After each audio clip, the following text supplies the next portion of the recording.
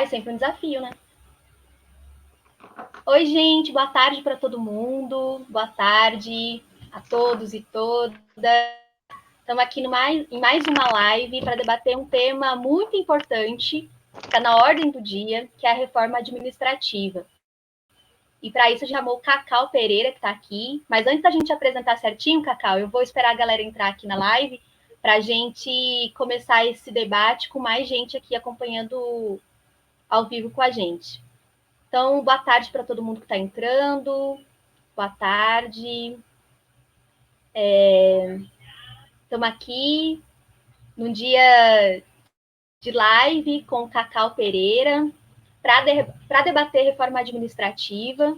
Então, se você está aí entrando e quiser que mais pessoas tenham acesso a esse debate fundamental, compartilhe nos grupos de professores e professoras, de servidores e servidoras municipais, vai compartilhando aqui no Facebook também, nas outras redes, para que mais pessoas tenham acesso a esse debate, que é importante, né? Então, a gente vai começar um debate aqui sobre a reforma administrativa que foi proposta pelo governo Bolsonaro, pelo Guedes. Está na ordem do dia, carro-chefe agora do ataque do governo Bolsonaro ao funcionalismo público, aos serviços públicos. Então, é um tema fundamental da gente debater e da gente se organizar e se mobilizar contra a aprovação desse projeto. Então, agora que já tem uma turminha aqui acompanhando com a gente, eu vou apresentar aqui o Cacau Pereira, que é do IBEPS, o Instituto de Pesquisa e Estudos Políticos e Sociais, para a gente debater a reforma trabalhista. O Cacau é militante socialista, é do PSOL e já tem feito algumas lives, debates, textos sobre esse tema, que é a reforma trabalhista. Então, a gente está vivenciando hoje, né, uma ofensiva de ataques aos serviços públicos, aos servidores e servidoras de diferentes esferas. E a última tacada agora do governo Bolsonaro, né, com suas políticas ultraliberais, é a reforma administrativa, né? E uma série de ideologias estão sendo construídas pelo governo para convencer a população de que a reforma administrativa precisa ser aprovada, né? Que passa desde a ideia de que servidores públicos são privilegiados ou de que servidores públicos sugam muito dinheiro da máquina pública, então é preciso economizar dinheiro aprovando a reforma administrativa para usar esse dinheiro com outras áreas. Enfim, existem muitas ideologias que o governo Bolsonaro está tentando emplacar na classe trabalhadora, né, de conjunto, para tentar convencer todo mundo de que essa reforma é necessária. Então, para debater um pouco mais de profundidade esse tema que é tão importante, diz respeito a toda a classe trabalhadora, não só os funcionários públicos, a gente trouxe aqui, então, o Cacau. Então, Cacau, se você quiser se apresentar um pouco, falar um pouco de como tem sido a realização desses debates em outros espaços, você se apresenta e depois eu começo aqui com algumas perguntas que eu preparei para você, para a gente debater com mais profundidade esse tema.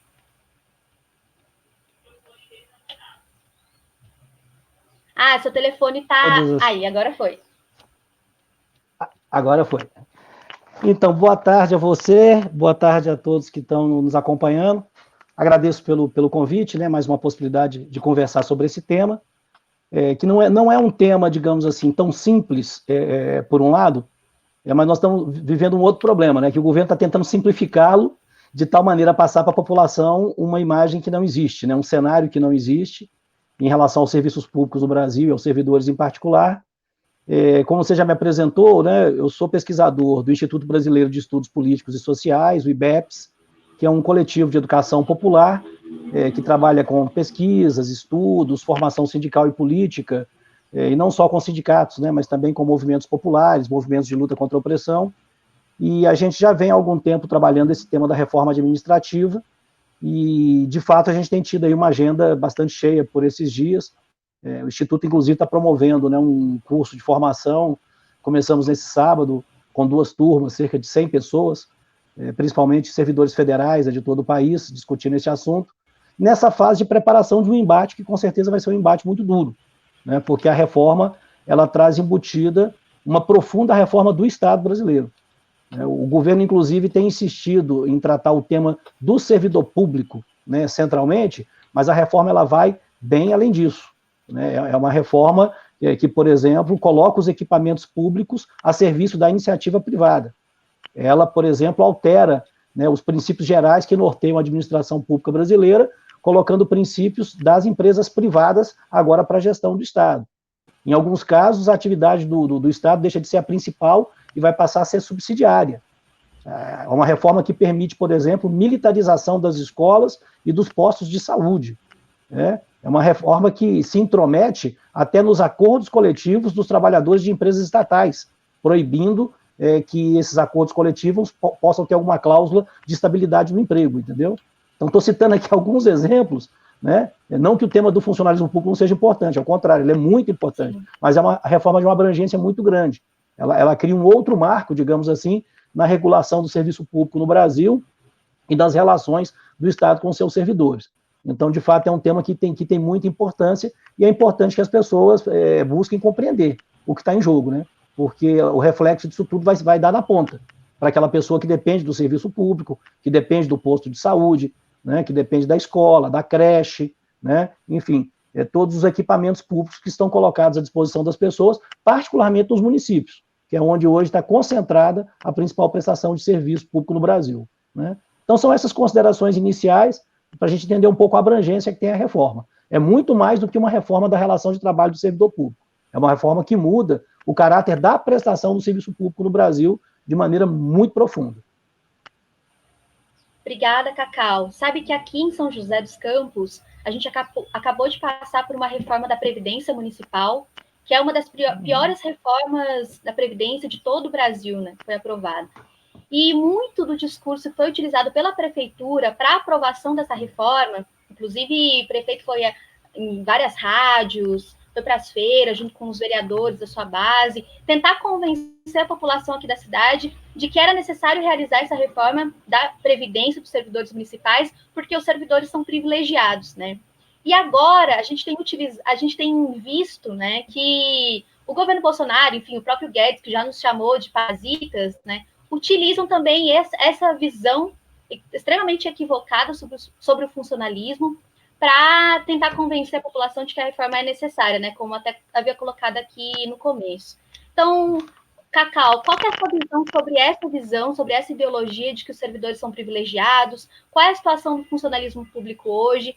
E, para você, essa reforma administrativa vai atingir especificamente que tipo de servidor? Então, o discurso do governo em relação a esse tema, ele é facilmente derrubado na medida em que ele diz que quer fazer uma reforma para coibir privilégios, e justamente é uma reforma que não atinge os estratos que têm os salários mais altos da administração pública. Essa reforma não atinge os parlamentares, não atinge o Poder Judiciário, não atinge a cúpula das Forças Armadas e não atinge algumas carreiras típicas do Estado, que são carreiras que têm salários mais elevados, como os diplomatas, os fiscais e outros setores. Eu fiz um levantamento e no Brasil nós temos aí 11 milhões e 400 mil servidores aproximadamente, em todas as esferas. E esse segmento, digamos, que está fora da reforma, ele responde hoje por cerca de 40 mil servidores. Mas é justamente nele que se concentram os salários mais altos, inclusive desrespeito ao teto constitucional. Existe um teto salarial hoje no serviço público de pouco mais de 39 mil reais. E é aí que se concentra.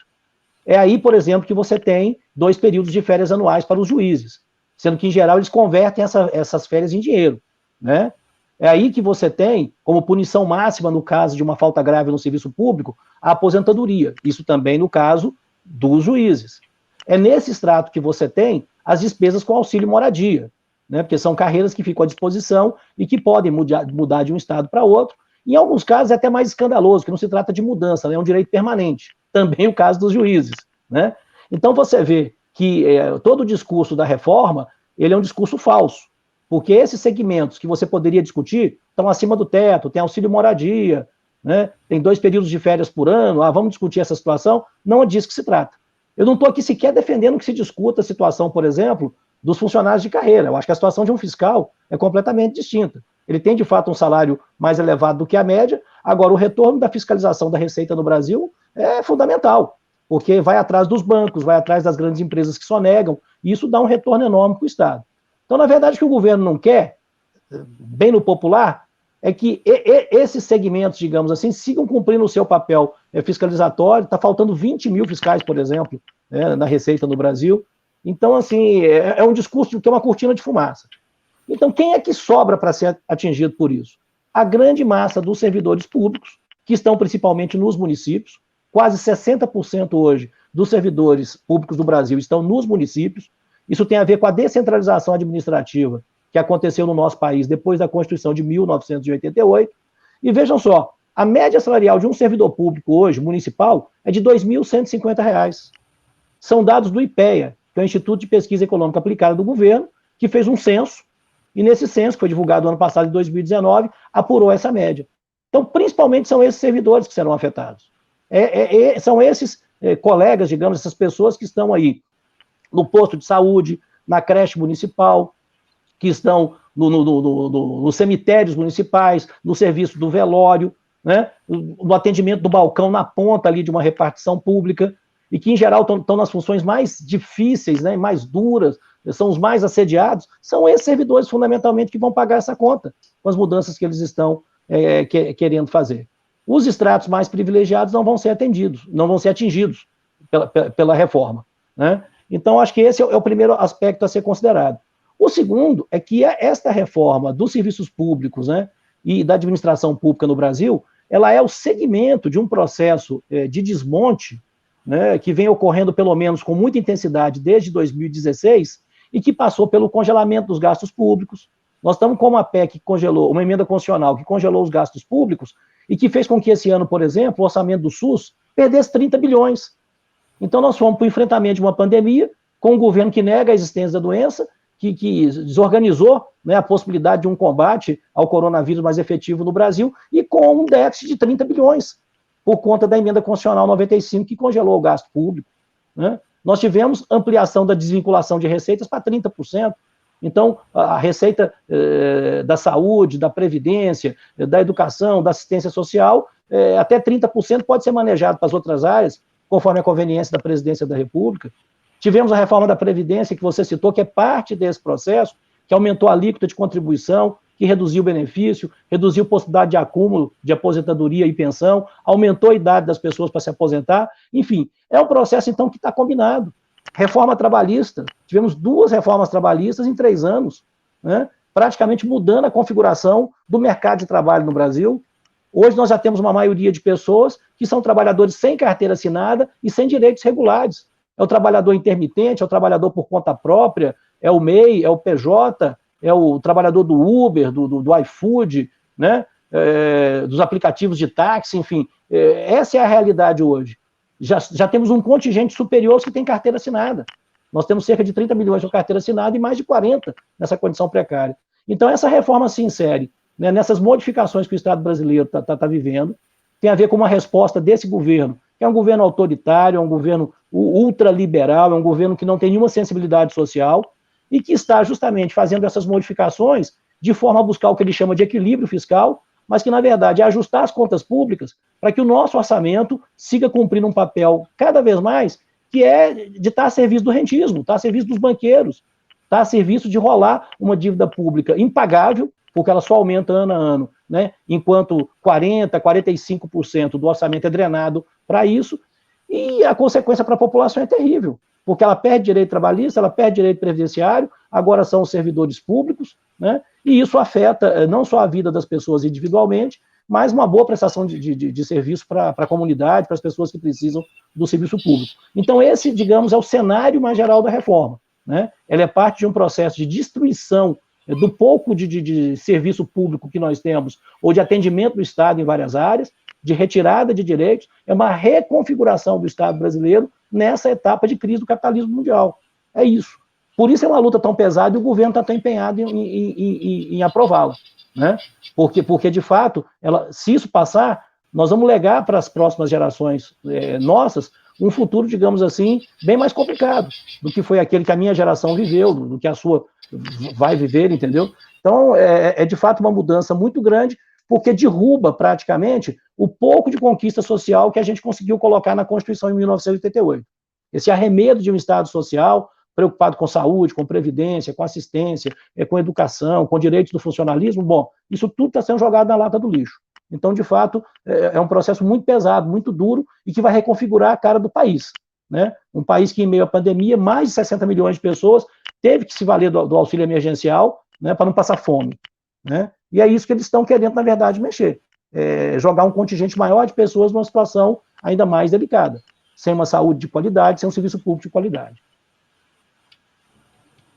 Bom, é isso. Eu tenho pleno acordo com o que você coloca sobre esse projeto do bolsonarismo de destruição dos direitos sociais, né, enxugamento do Estado para que, enfim, os bancos sejam privilegiados.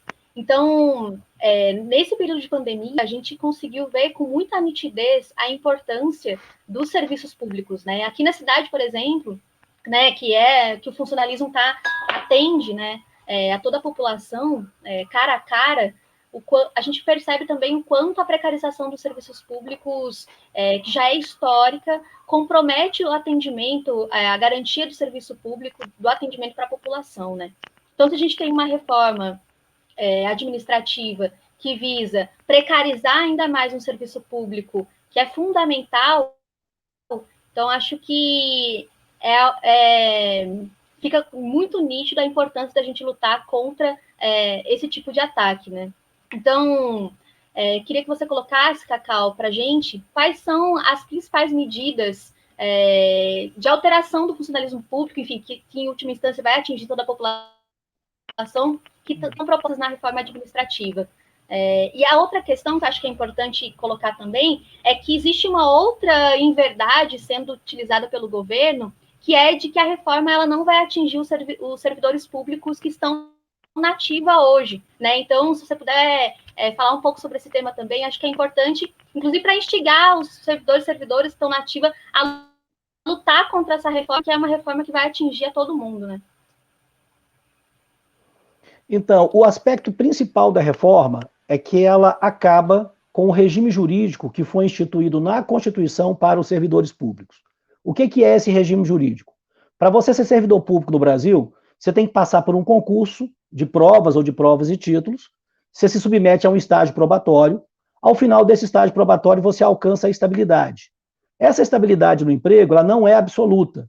Você pode ser demitido se você cometer alguma falta grave, há um rol de mais de 15 situações em que o servidor pode ser demitido, por meio de um processo administrativo disciplinar ou por uma sentença judicial. Né? Então, em síntese, esse é o regime jurídico. Por que foi estabelecido esse direito à estabilidade para o servidor público? Porque o servidor não pode ficar à mercê da posição política e do agrado do político de plantão. Antigamente, no Brasil, o que acontecia? Quando alguém ganhava uma eleição, prefeito, governador, presidente da República, ele levava todo o bonde dele para dentro do governo. 4 anos depois, acabava o mandato. Se outro fosse eleito, saía todo mundo e vinha o bonde do outro candidato que se elegeu. Bom, isso além de não permitir uma continuidade na prestação do serviço público, atentar contra a qualidade, era um aparelhamento do Estado. Na verdade, era isso. Essas pessoas não estavam ali porque queriam ser servidoras públicas, e o nome já diz, servir ao público. Né? Essas pessoas estavam ali porque tinham feito campanha para um determinado político, esse político se elegeu e levou essa pessoa para lá. Isso é resquício de um período no Brasil, da chamada República Velha, República dos Coronéis, né, que ficou conhecido como patrimonialismo, em que as funções econômicas, as funções políticas se confundiam. Então, o coronel mandava na fazenda e no entorno. Ele tinha poder de vida e morte, às vezes, sobre as pessoas. Ele contratava para o serviço público, enfim, o controle econômico e o controle político se confundiam nessa República dos Coronéis do Brasil, até os anos 30 do século passado, mais ou menos. Depois isso foi modificando, e na Constituição de 88, para você ter um serviço público profissionalizado, voltado ao atendimento da população, sem ingerência política, foi estabelecido então esse regime jurídico. Por isso que existe a estabilidade. Ela não é um privilégio, ela é uma garantia para que o servidor possa exercer bem a sua função. Inclusive, a própria lei que disciplina, né, a relação dos servidores, que é a Lei 8.112, ela estabelece que é uma obrigação do servidor denunciar se ele souber de algum desmando, de alguma falcatrua, de alguma corrupção. Ele tem essa obrigação. Como é que um servidor vai fazer isso se ele pode ser demitido a qualquer momento e não tem a garantia da estabilidade? Então, a reforma altera isso em primeiro lugar. Tá? É verdade que no Brasil, essa regra do concurso já vem sendo burlada há muito tempo, mas o que estão fazendo agora é abrir a porteira, para usar a linguagem, né, do ministro daquela reunião, lá do gabinete do Bolsonaro. E você acaba, então, com essa entrada por concurso, vamos ter 5 formas de ingresso, e só uma vai ser por concurso e com estabilidade. As outras 4 até pode ter concurso, mas são recrutamentos amplos, a pessoa não tem estabilidade. E abre as portas para a indicação política ampla, seja por organizações sociais, por fundações, organizações da sociedade civil, por meio de convênios, uma série de processos que hoje já existem numa escala importante no Brasil, mas que vai passar a ser a regra. Então, isso significa que o serviço público vai ser dominado pelos políticos de plantão. E processos como esse que nós estamos vendo, de mesadinha, de rachadinha, isso vai virar a tônica. Você pensa uma prefeitura como São José, eu não sei quantos servidores públicos tem, mas vamos imaginar, pelo porte da cidade, que tenha, sei lá, 12 mil servidores, 15 mil servidores. Não seria nada exagerado, né? Se você tem a possibilidade de nomear 5 mil, por exemplo, são 5 mil cabos eleitorais que você tem à sua disposição. Então é isso, a máquina pública vai virar um espaço de controle privado dos políticos de plantão. Então essa é a principal mudança que a reforma traz. Para além disso, ela faz uma série de ataques aos servidores, a direitos, ao seu plano de carreira, a adicionais que eles fazem jus, né, de tal forma a precarizar a sua condição de trabalho. E existem outras propostas que estão em tramitação no Congresso, que inclusive tratam de outros temas, como redução de salário, redução de jornada, que são outras PECs que fazem parte dessa reforma administrativa. Essa que eu estou falando é a PEC 32, né, de 2020, que foi a última apresentada. Mas tem outras 3 do ano passado, 186, 187 e 188, que tratam também de questões dos servidores públicos e mais alguns projetos, e que, digamos assim, elas formam esse combinado, né, esse combo aí que trata da reformulação dos servidores públicos. Então, essa é a principal mudança. Você passa a ter como regra o apadrinhamento político, a indicação política, o serviço público vai perder em profissionalização, vai perder em qualidade, vai aumentar a interposição de mão de obra e essas questões fraudulentas que nós estamos vendo, com organizações sociais e outras, né? E o controle dos políticos sobre o serviço público vai ser total. Nós vamos perder hoje o mínimo de controle que nós temos. Quanto aos servidores atuais, a reforma atinge sim os servidores atuais. E não atinge pouco, não. O governo está dizendo que não atinge, mas não é verdade. Se você pegar o texto da lei, você vai ver que, dentre outras coisas, a reforma ela permite a extinção e a transformação dos cargos, dos atuais servidores, cortar gratificações e funções. Ela também dá autorização para o presidente da República acabar com órgãos da administração indireta, como autarquias, como fundações. Esse governo, nós estamos vendo, ele é muito avesso ao papel dos órgãos de fiscalização do próprio governo. É o IBAMA, a Anvisa, o ICMBio, né, a FUNAI, o INCRA. Né, a gente vê todo dia na televisão o governo criticando essas ações. Quer deixar os madeireiros livres, quer deixar os garimpeiros livres para fazer o que quiser. Né? Nós estamos vendo agora o fogo tomando conta do Pantanal e está praticamente evidente que há uma relação com políticos locais que fazendo essa atitude criminosa. E nesse meio tempo a fiscalização do IBAMA diminuiu. Então, com essa autorização para acabar com as autarquias, se o governo quiser, por um decreto, ele não depende mais de autorização legislativa, se passar a reforma, ele pode ir lá e acabar com o IBAMA, com o INCRA, com a Anvisa, com esses órgãos todos que eu falei. E isso atinge os servidores atuais, né? E atinge a população como um todo, porque esses órgãos têm um papel de fiscalização muito importante dentro das suas atividades. Então, a extinção desses órgãos vai colocar os servidores públicos numa situação de remanejamento e não se sabe para onde vai.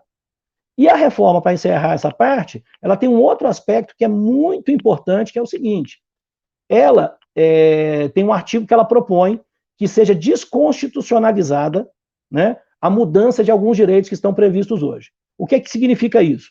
Isso não vai precisar mais de uma emenda constitucional. Uma emenda constitucional, ela tem toda uma tramitação especial.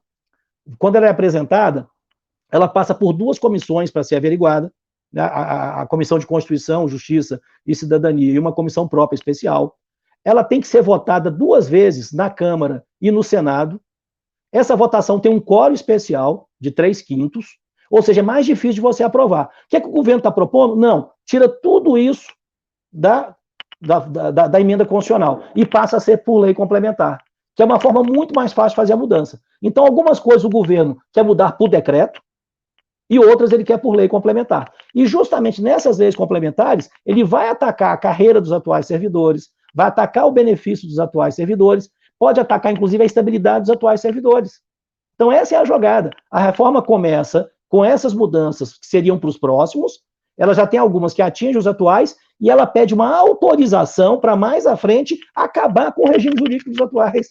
Então, essa é que é a questão que está embutida nela, o governo tenta esconder, dizendo que não vai afetar, mas não é verdade. Isso está no texto plenamente compreensível. E ela tem ainda algumas questões que afetam não só os servidores públicos, concursados, estatutários. Ela tem dispositivos que afetam também os trabalhadores de empresas públicas, de economia mista, de empresas estatais, como o pessoal da Petrobras, dos Correios, do Banco do Brasil, como, por exemplo, a proibição de cláusula de estabilidade do emprego, que não vai poder ser mais feita pelo sindicato em negociação com a patronal. Então, assim, é uma reforma muito profunda. Ao contrário do que alguns estão dizendo, a reforma é desidratada, o governo não vai poder reduzir salário e benefício. Não precisa, isso está em outra. Na PEC 186 já tem isso. Se o governo passa essa reforma, ele entra com a PEC 186 em seguida, ou até pode tramitar em paralelo e votar isso também, a PEC emergencial, que reduz o salário e a jornada, entendeu? Então, essa é a questão. É muita coisa acontecendo ao mesmo tempo, com muita desinformação. Então, o que nós estamos tentando é ter um papel aqui de alertar as pessoas, explicar o que está acontecendo, para ninguém, digamos, ser pego de surpresa, não se mobilizar. Porque sem mobilização, não tem como barrar um ataque dessa envergadura. Né? Muito bom, Cacau, obrigada. Você traz com bastante profundidade esse tema que, como você colocou no início, é bastante complexo, né? E tem passado por uma série de inverdades, uma propaganda grande do governo, assim como passou a reforma trabalhista, a reforma previdenciária, o teto dos gastos. Sabe que aqui em São José a gente tem os cargos comissionados, né? Que são justamente isso que a reforma administrativa agora visa regulamentar como uma regra para o serviço público, né? Então, esses cargos comissionados que a gente tem aqui, cargos de gestão de escola, por exemplo, cargos técnicos como orientadoras educacionais e pedagógicas, né, no caso da educação, são cargos que são ocupados, né, justamente nisso que você colocou, né, de maneira a que esses servidores comissionados sirvam as prefeituras, enfim, politicamente, e apliquem as mesmas linhas políticas nas escolas, em outros setores também da prefeitura, fazendo com que o serviço público ele seja um espaço de aplicação mesmo da política de um determinado partido, né? E aqui em São José dos Campos nós temos anos de governos do PSDB, né? Que são governos bastante que atacam muito, né, o serviço público municipal. Então, esse cenário, né, de cargos comissionados aqui tem feito, por exemplo, com que as escolas sejam espaços onde é impossível debater política ou falar sobre questões de gênero, por exemplo, porque todos aqueles servidores que estão nos cargos comissionados precisam barrar esses debates que vão ao oposto do que prega a política institucional, né, na cidade, no caso a política do PSDB, né? E tem trazido também um problema muito grande. Na verdade, a gente estava comentando aqui nos grupos de professores sobre a reforma administrativa, né? E para nós aqui de São José dos Campos, que já passamos no serviço público por uma grande reforma em 2011, né, com a instituição de um novo plano de carreira, ampliação do nosso plano de carreira para o funcionalismo de todo o país. Porque aqui nós temos um plano de carreira que estabelece, primeiramente, uma avaliação de desempenho que é feita de forma unilateral pelas equipes gestoras das escolas, que são compostas por esses cargos comissionados, e também aplica uma cota de progressão e promoção na carreira, que na prática impede que a gente tenha qualquer tipo de aumento salarial ou algum outro dispositivo de direitos que aumente o salário. Enfim, isso faz com que o funcionalismo aqui na cidade esteja adoecendo, né? Então, os servidores que entram no serviço público, né, por exemplo, na educação, porque estão comprometidos com com atendimento à população, com a garantia de educação de qualidade para a cidade, para os estudantes, para as estudantes, acabam adoecendo porque não tem nenhuma possibilidade de progressão na sua carreira, ou porque sofrem perseguição das gestões das escolas dos cargos comissionados. Enfim, é uma série de dispositivos que esse plano de carreira trouxe, que na minha avaliação, na avaliação de vários outros professores e professoras, é muito parecido com o que traz a reforma administrativa agora, né? Então, nas UBSs, por exemplo, no setor da saúde, essa situação tem sido utilizada, né, de precarização dos serviços públicos, da carreira dos servidores, para que haja uma privatização desses atendimentos à população, né? A gente aqui no início do ano, mesmo durante a pandemia, tivemos 3 UBS com atendimento terceirizado. Então, queria ouvir de você, Cacau, sobre essa relação mesmo dos ataques aos direitos dos servidores, servidoras públicas, né? A precarização dos serviços públicos e as privatizações ou terceirizações, né? Que relação que você vê nessas duas questões, né? Você já trouxe um pouquinho disso no início da sua fala, mas acho que é bastante importante a gente debater isso com mais profundidade, mais diretamente, né? Qual é a relação dos ataques aos serviços públicos e as privatizações e terceirizações? Então, Jéssica, a gestão dos serviços públicos municipais no Brasil, nesse momento, é a que mais sofre com esse modelo que permite a gestão privada de vários segmentos, de várias atividades. Então, essa realidade de São José é praticamente uma realidade nacional, né? E o que tem acontecido hoje? Há muitos questionamentos legais, por exemplo, ao papel, por exemplo, das organizações sociais. Eu peguei um caso de um outro município do estado de São Paulo recentemente para estudar, e o que nós descobrimos? Que às vésperas de um certame, né, da outorga, da administração de algum equipamento público, uma UPA, um posto de saúde, uma determinada organização social se constituía e, num prazo recorde, o prefeito publicava o decreto que reconhecia. Porque o reconhecimento é por decreto. Você funda uma organização social, vai no cartório, constitui, perfeito? Aí você tenta se habilitar perante o governo municipal. Então, é um processo que não tem transparência, não tem controle. Então, nós encontramos lá um caso, por exemplo, uma oficina mecânica, que virou uma organização social. E essa oficina mecânica, que virou uma organização social, ela foi gerir uma UPA 24 horas na cidade. Depois pegamos um caso de uma igreja, de uma determinada confissão religiosa, né, que se transformou numa organização social e assumiu também um equipamento público na área cultural e foi administrar.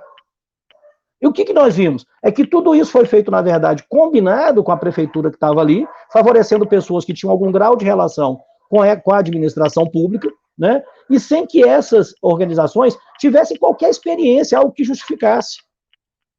O que a reforma administrativa está propondo é que isso que hoje, digamos, é uma exceção, isso vira uma regra. Porque ela, inclusive, coloca os equipamentos públicos à disposição de empresas, de organizações, de fundações, de cooperativas, para poder manejar esses equipamentos. Então é mais profundo, entendeu? É distinto. Ao invés de você trazer, por exemplo, um servidor terceirizado para prestar o serviço aqui dentro, você vai pegar o posto de saúde e vai entregar para um terceiro administrar. É um passo adiante nesse sentido. Uma outra coisa que é gravíssima é a possibilidade de que funções que são típicas do serviço público, como saúde, educação, como um professor, como um enfermeiro, né, isso possa ser ocupado por militares. O que o governo está dizendo? Não, mas eu estou exigindo que o militar, para que ele faça isso, ele vai ter que ir para a reserva. Mas isso é em 2 anos.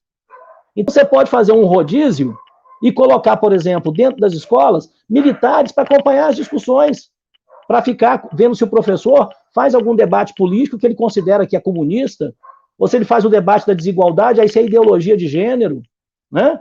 Essas coisas que nós estamos assistindo, essas coisas absurdas, esse obscurantismo, né, que querem tolher da escola o seu espaço crítico de discussão, de formação de pessoas íntegras, integrais, né? Enfim, então, olha só, a reforma, ela vai introduzindo tudo isso, né? Então, é um grau de privatização, vamos dizer assim, do serviço público, como nós não tivemos, porque você tem a previsão agora da possibilidade de entregar o equipamento público para essa gestão diretamente, né? Então você já não traz uma organização social aqui para dentro, você entrega diretamente, né? E, enfim, e uma outra mudança que parece boba, passa às vezes desapercebida, mas é que o próprio artigo que trata dos servidores públicos e dos serviços públicos na Constituição, ele trata de alguns princípios constitucionais. E esses princípios constitucionais estão sendo também reformados. Eles estão sendo reformados e está sendo trazido para dentro da administração pública princípios que são inerentes à iniciativa privada. Então, parece que é uma mudança de texto, mas não é, uma mudança de concepção. Por exemplo, o princípio da transparência, da inovação, da responsabilidade, da unidade, da coordenação, da boa governança pública, da subsidiariedade, ou seja, o serviço deixa de ser prestado prioritariamente, né, pelo Estado, e essa prestação passa a ser subsidiária, é uma inversão completa das coisas. Então, assim, todos esses aspectos demonstram que a reforma, sobre todos os aspectos, ela tem um caráter privatista, de esvaziamento das funções do Estado, né, de dar mais discricionariedade, mais poder aos políticos de plantão, de uma forma como nós nunca tivemos na nossa história do país, né? Então, essa preocupação com o sucateamento do serviço público, ela é real. Se hoje nós já temos muito problema, nós vamos ter mais ainda pelo problema da falta do controle, tá? Nós não vamos ter mais... Se o controle hoje, digamos, já é insuficiente, se nós já temos problemas, isso vai ser elevado a uma categoria muito maior, né? Então, é correta essa visão de que ela é um aprofundamento do sucateamento, da privatização, e eu queria alertar para essas questões, né? A gente luta por uma educação inclusiva, por uma educação democrática, por uma educação que seja crítica, né, que forme pessoas, enfim, que tenham uma visão social, uma visão de mundo coerente. Bom, eles querem botar os militares controlando as escolas públicas. Simplesmente isso, né? Então, assim, é um ponto sem volta, se for aprovado. É um ponto sem volta. E queria fazer uma referência a mais, que é importante. Até o ano que vem, nós temos a possibilidade de que cerca de 26% dos servidores públicos do Brasil se aposentem.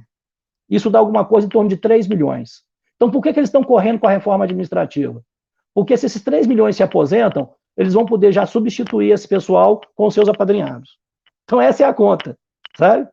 Inclusive, agora os jornais começaram a falar disso. Os jornais não estavam falando. Ontem eu vi uma matéria dizendo, não, tem de fato aí, até 2030, inclusive, é 35%, mas vamos lá, o imediato, 26% até 2022. Perfeito? Então, até 2022. Significa 3 milhões de cargos que poderão não ser substituídos, porque o governo está digitalizando os processos, está tirando as pessoas da agência do INSS, está tirando as pessoas do atendimento e não está substituindo, e se ele substituir, ele vai querer substituir com essas regras novas. Sem concurso, sem estabilidade, controlando politicamente e ideologicamente o servidor, né, que é colocado ali do serviço público.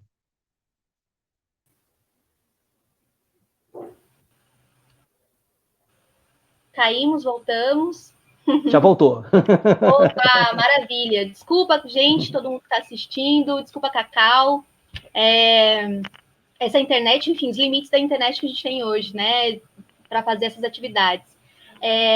Antes de ir para as considerações finais, né, que a gente está chegando aqui no nosso tempo limite, eu agradeço muito, Cacau, porque você, tendo várias outras atividades, tirou um tempinho para vir aqui discutir com a gente aqui em São José dos Campos, então muito obrigada. E antes da gente ir para as considerações finais, eu queria todo mundo para participar de uma live que a gente vai fazer na próxima sexta-feira, às 18 horas, sobre a educação sexual, a importância da educação sexual nas escolas, né? Acho que é um tema bastante importante que a gente tem que debater, né? Em São José dos Campos, isso é fundamental também. Então, quem estiver assistindo com a gente agora, já reserva um tempinho para na sexta-feira acompanhar também essa live e fazer esse debate com a gente. Cacau, eu acho que você demonstrou de maneira bastante nítida, explícita, a forma como a reforma administrativa vai atingir servidores, servidoras, mas não só, né? Toda a população, porque vai promover uma precarização extrema dos serviços públicos, né? Que são tão essenciais como ficaram agora muito evidentes, enfim, nesse período de pandemia, né? O quanto a necessidade, quanto há necessidade de reforço dos serviços públicos. Então, se amplia essa precarização que já está colocada na educação, na saúde, na assistência social, a gente vai vivenciar, então, um estado de caos social, né?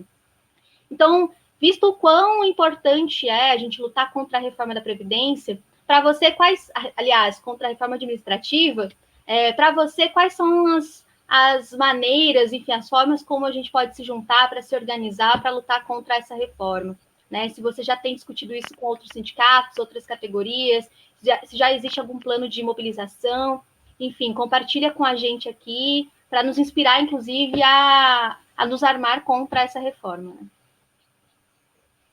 Eu acho que esse é o aspecto central da discussão. Logicamente que a gente tem que fomentar esse processo de debate nas redes sociais, as nossas transmissões, enfim. Nós estamos ainda num momento, né, em que o coronavírus não está debelado ainda, né? Então, prioritariamente, se pudermos utilizar esse tipo de espaço para discussão, mas obviamente que ele é insuficiente. Nós não vamos derrotar a reforma administrativa pelas redes sociais. Elas podem cumprir um papel importante, sim. Então, o governo abriu consulta lá sobre a reforma, vamos votar contra, né? Se tiver audiência pública, vamos participar da audiência pública virtualmente.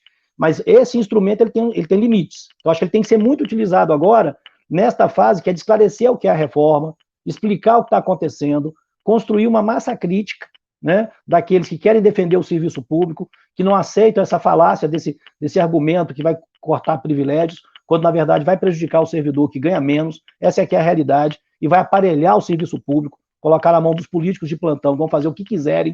Então nós temos que fazer as pessoas entender isso, que o risco de processos como esse que nós vimos no Rio de Janeiro agora recente, em meio à pandemia, né, de corrupção envolvendo hospitais de campanha, equipamentos que foram comprados, respiradores e etc., e as rachadinhas e mesadinhas, né, que é prática no recrutamento amplo. Essa reforma, ela pode ampliar isso de uma maneira absurda. Então, essa fase inicial ela é importante nesse sentido. E acho que a utilização das redes sociais, nesse aspecto, ela pode ser muito útil. Eu acho que tem um segundo aspecto, que é a pressão legislativa. Nós estamos num ano eleitoral. Nós temos que questionar o prefeito da nossa cidade, se ele for candidato à reeleição, ou se está apoiando alguém, se ele está a favor de uma PEC como essa, que desconstrói o serviço público e é a PEC da rachadinha. Então, você está a favor disso? Nós temos que cobrar. Temos que cobrar dos deputados que têm base eleitoral em cada local, fazer essa pressão, né, porque a votação vai se dar num congresso, que é um congresso muito fisiológico, né? O governo mudou sua base de sustentação, incorporando o Centrão. O outro bloco grande, né, que é o Rodrigo Maia, tem o PMDB, o PSDB aí, que são partidos também liberais, que são contra o serviço público, são contra o servidor público, então essa pressão também tem que ser feita.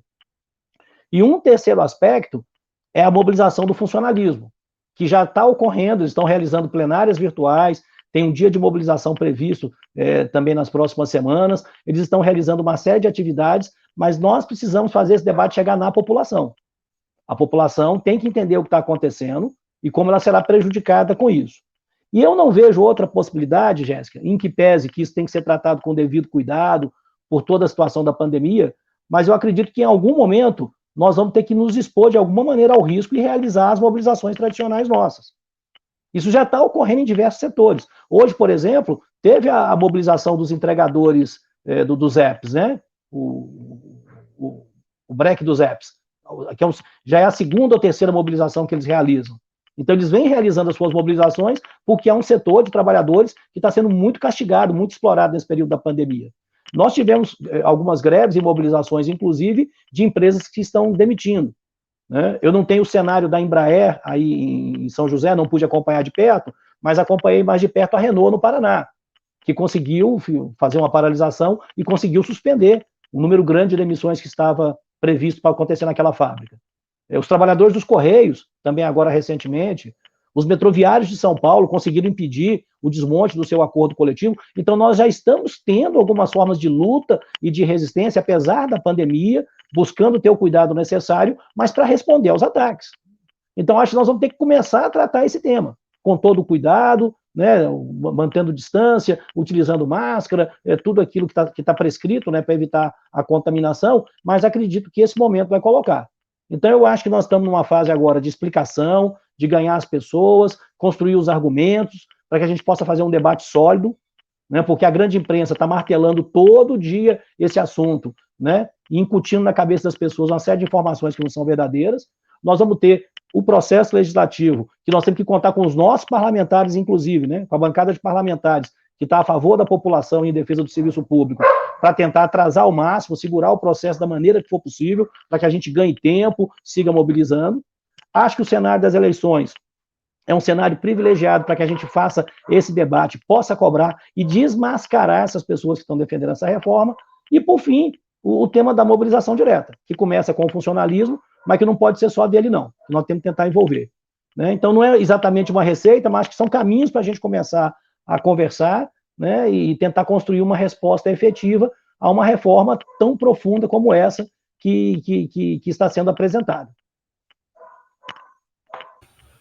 Excelente, tenho bastante acordo com você, Cacau. Recentemente a gente teve uma vitória importante aqui da mobilização dos servidores e servidoras municipais, mais especificamente da educação, né? A gente conseguiu barrar a volta às aulas na rede municipal e a gente contou com as ferramentas que você colocou, né? A gente fez um grande debate nas redes sociais, né? Com hashtags, artes, fotografia, enfim, fotos dos professores e professoras, trabalhadores da educação, mas também fizemos mobilizações nas escolas, então atos na Secretaria de Educação, enfim, a gente fez essa dupla mobilização, né, partindo das redes sociais, indo para a rua, claro, com os devidos cuidados, porque a gente está, né, como você colocou, e, enfim, numa grande pandemia, mas essa nossa mobilização foi importante para barrar o retorno das aulas presenciais, né? Em que pese que a gente continua trabalhando presencialmente nas escolas,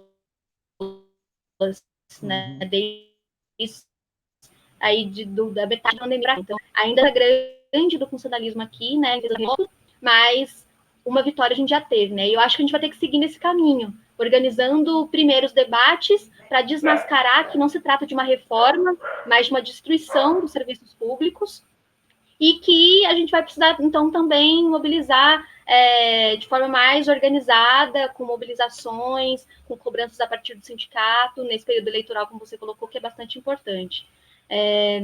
Cacau, se você puder fazer suas considerações finais sobre esse debate, mas desde já agradeço, porque acho que foi bastante importante para a gente, acho que trouxe elementos com muita profundidade sobre o significado dessa reforma e quanto ela vai atingir os servidores e servidoras que estão na ativa, não só os que virão, né, os que se tornarão servidores públicos, e como vai atingir também toda a população. Então, se você puder colocar suas considerações finais, a gente vai aqui para o término do nosso debate, que já foi bastante produtivo e que segue aí com toda a população. Eu só queria pontuar um aspecto que eu acho que tem relevância, que é o seguinte: esse conjunto de reformas que nós estamos vivendo, né, e nós citamos várias aqui, né, a Previdência, a Trabalhista, agora a administrativa, tivemos uma lei de terceirizações que praticamente ampliou a terceirização para todos os setores no Brasil. Enfim, esse conjunto de reformas, ele na verdade está a serviço de descarregar nas costas da população trabalhadora, nas costas da população pobre e agora nas costas do funcionalismo, o ônus de uma crise mundial que o capitalismo vem vivendo desde 2008, que ele não conseguiu se recuperar. Nós já tínhamos uma previsão para esse ano de um aprofundamento da crise no Brasil. Logicamente que a pandemia acelerou esse processo, né? Então nós estamos diante de um tombo aí do produto interno bruto que pode chegar até a 10%. E era justamente nesse momento que nós precisaríamos ter governos que olhassem para a população trabalhadora, olhassem para os mais pobres com outro olhar. E que, ao invés de aprofundar essas medidas que desregulamentam direitos, que alteram, retiram direitos sociais, que mudam regras para aposentar, enfim, querem mudar agora a regra do funcionalismo público, ao invés de tomar essas medidas, fossem no caminho oposto e procurassem justamente construir uma rede de proteção, de segurança para as pessoas, para que nós pudéssemos ultrapassar essa situação difícil e, mais adiante, ver o que acontece, a economia vai voltar a funcionar e etc. E o que está acontecendo no Brasil é exatamente o contrário. Né? Na verdade, desde o governo federal, o que nós temos são governos que, nesse momento, estão aproveitando essa situação para aprofundar essa política de desregulamentação. É uma adequação do Estado a uma situação de crise que já vinha de antes, que está agravada agora e que está se manifestando de uma maneira completamente absurda, desumana, cruel. Se você pegar, por exemplo, nós fomos empurrados, os trabalhadores, pela necessidade de proteção contra o coronavírus, a fazer o trabalho em home office, o trabalho em domicílio, né? E o que todos os governos estão fazendo agora? E algumas empresas também privadas e empresas estatais. Eles estão chegando à conclusão de que depois da pandemia vão manter isso aí porque isso reduz custo. O trabalhador é que arca com equipamento na casa dele, né? Não vai ter que pagar o auxílio de deslocamento do Vale Transporte, o auxílio alimentação, enfim, vão aproveitar essa situação para retirar direitos da classe trabalhadora. Então, eu acho que essa localização ela é importante para que as pessoas não olhem para a reforma administrativa agora e pensem, não, isso é com os servidores, não é comigo. Só que quando foi a reforma trabalhista, era comigo e eu não lutei. Quando foi a reforma da Previdência, é para os novos, não é para mim, aí não lutei, entendeu? Então nós precisamos construir uma consciência coletiva, principalmente entre os trabalhadores, de que isso afeta a nossa classe como um todo, né? E que a construção de uma resistência e a possibilidade de derrotar projetos dessa envergadura depende de uma união, né? Depende de uma unidade ampla de todos os explorados, dos oprimidos, de todos que estão sofrendo com essa situação. Então, essa compreensão, né, de que é um processo muito amplo, é um processo mundial, essas reformas estão acontecendo em vários países, a nossa, inclusive, ela copia coisas que já foram feitas e que não deram certo nos outros países.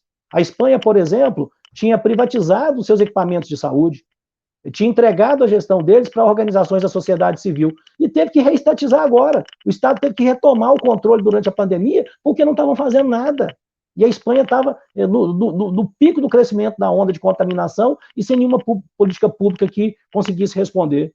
Então, o Estado teve que retomar o controle. E é o que está sendo proposto aqui para o Brasil na saúde, né? Então, é isso, é um processo mundial, tem essa vinculação, a receita é copiada do que o Banco Mundial e outras organizações multilaterais estão propondo, a gente sabe onde isso vai dar, o governo sabe, agora é um governo irresponsável, é um governo aventureiro, né, que inclusive sai privatizando tudo que é da riqueza do país, entregando o serviço público, sem qualquer preocupação com a nossa geração e as próximas, né?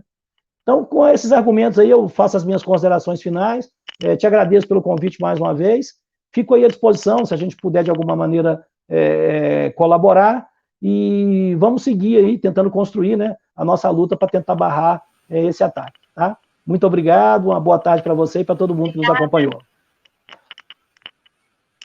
Obrigada, Cacau. Tenho certeza que todo mundo aqui que ouviu, que participou dessa live, vai sair daqui com mais vontade de lutar contra essa reforma absurda e também com mais argumentos para fazer essa disputa com a sociedade, né? Acho que você tocou num ponto importante, né? Sobre a necessidade de unidade da nossa classe, dos setores oprimidos também. Então, quando a própria pandemia estampou isso, né? De quando os serviços públicos são atacados, é a população mais pobre, negra, periférica, as mulheres, LGBTs, que sofrem ainda mais com a precarização desses serviços públicos, né? Então, é bastante importante essa unidade ampla mesmo, né, de setores organizados, setores oprimidos, enfim, né, os servidores públicos municipais, estaduais, federais, para lutar contra essa reforma. Então, muito obrigada pela sua participação aqui, agradeço muito mesmo que, diante de tantas lives e debates, você tenha tirado um tempinho aí para participar aqui com a gente. Então, boa noite. E com certeza a gente vai disponibilidade aí para outros debates, outras lives, rodas de conversa online, enfim, o que for possível para ajudar a gente a fazer esse debate aqui em São José e organizar nossa categoria, né, de servidores municipais, mas com essa visão de unidade mesmo com outros setores. Obrigada, Cacau. Força aí nessa luta também. Tchau. Tchau, tchau. E, pessoal, para quem ficou aqui, só mais um recadinho. Tem um manifesto que a gente elaborou, que é por uma cidade educadora e feminista. Então, se você quiser acompanhar nossa campanha, a gente já está aqui, né, na página falando sobre isso, sobre a importância das eleições nesse momento, para lutar, inclusive, contra esses ataques que a gente está discutindo agora, né, como a reforma administrativa. Então, se você tiver aí com vontade de apoiar nossa campanha, receber nossos materiais, assine o manifesto que está aqui na página e vamos seguir com a gente. E lembrando que na sexta-feira, agora, a gente vai fazer às 18 horas um debate sobre educação sexual nas escolas, a importância desse debate de gênero, educação sexual, na educação aqui em São José. Então, participa com a gente também. E é isso. Boa tarde, boa noite agora para todo mundo. E vamos todo mundo lutar junta, contra a reforma administrativa. Um grande abraço.